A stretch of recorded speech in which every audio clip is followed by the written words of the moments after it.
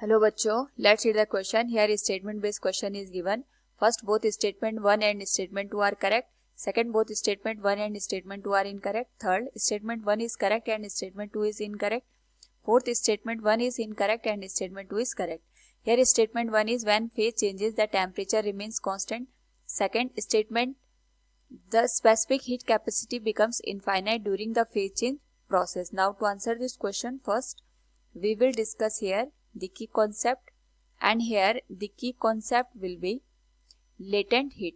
तो जब हम बात करते हैं यहाँ पे लेटेंट हीट की, उस पर्टिकुलर केस में हमें ये ध्यान रखना होता है जब भी कोई ऑब्जेक्ट अपने स्टेट को चेंज करता है from one state to another state, यहाँ पे जो हीट रिक्वायर्ड होती है उसे हम लेटेंट हीट का नाम देते हैं. जैसे सपोज कोई ऑब्जेक्ट है, उसको सॉलिड से यहाँ पे लिक्विड में कन्वर्ट होना है या फिर लिक्विड से गैस में कन्वर्ट होना है, तो जब यहाँ पे स्टेट चेंज होती है, फेज चेंज होता है, तो जो रिक्वायर्ड हीट होती है उसे हम लेटेंट हीट का नाम देते हैं. Now according to the question, जो फर्स्ट स्टेटमेंट है when phase changes the temperature remains constant, it is correct one. हमारे पास यहाँ पे सपोज वाटर है, वाटर को हमें कन्वर्ट करना है in the form of the ice. तो जब हम यहाँ पे वाटर को आइस में कन्वर्ट करते हैं तो हम कॉन्टिन्यूस यहाँ पे जो टेम्परेचर होता है वाटर का उसको रिड्यूस करते हैं, और जैसे ये 0 डिग्री सेल्सियस पे पहुंचता है उस पर्टिकुलर केस में हमारे पास जब तक पूरा का पूरा जो वाटर है वो आइस में कन्वर्ट ना हो जाए, उस पर्टिकुलर केस में जो टेम्परेचर रहता है ये कांस्टेंट रहता है. यानी जो भी यहाँ पे हीट होगी वो जो स्टेट चेंज है या फेज चेंज है उसमें यूटिलाइज हो जाएगी.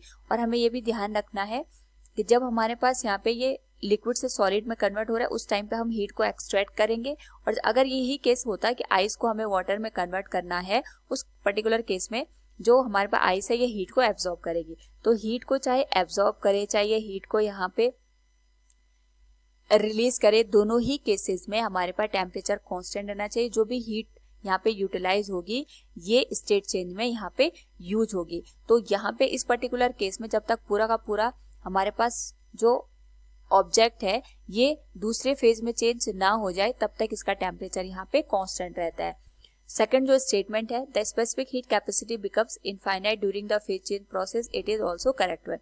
इसको हम यहाँ पे दो तरीके से समझ सकते हैं कि एक तो जो हम यहाँ पे हीट देते हैं वो हीट टोटली फेज चेंज करने में यूज हो जाती है, और दूसरा में ये ध्यान रखना होता है कि हमारे पास जो हीट कैपेसिटी होती है it is the amount of heat required to increase the temperature by 1 degree Celsius, और we can say here यहाँ पे अगर हम यूनिट टेम्परेचर को चेंज करना चाहते हैं तो जो अमाउंट ऑफ हीट रिक्वायर्ड होती है उसे हम यहाँ पे हीट कैपेसिटी का नाम देते हैं. अगर मैथमेटिकली हम इस चीज को रिप्रेजेंट करें, it is given as Q equals m into C into delta T. m is mass, C is specific heat and delta T is the temperature. Now इस पर्टिकुलर केस में अगर हम स्पेसिफिक हीट की बात करें तो it is given as Q divided by m into delta T.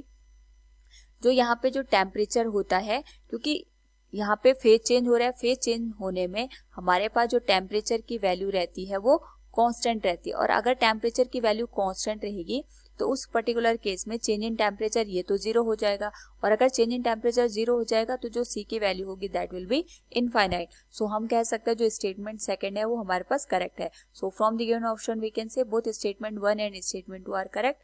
Option first will be the right answer. Hope all you understood it. Thank you and best of luck.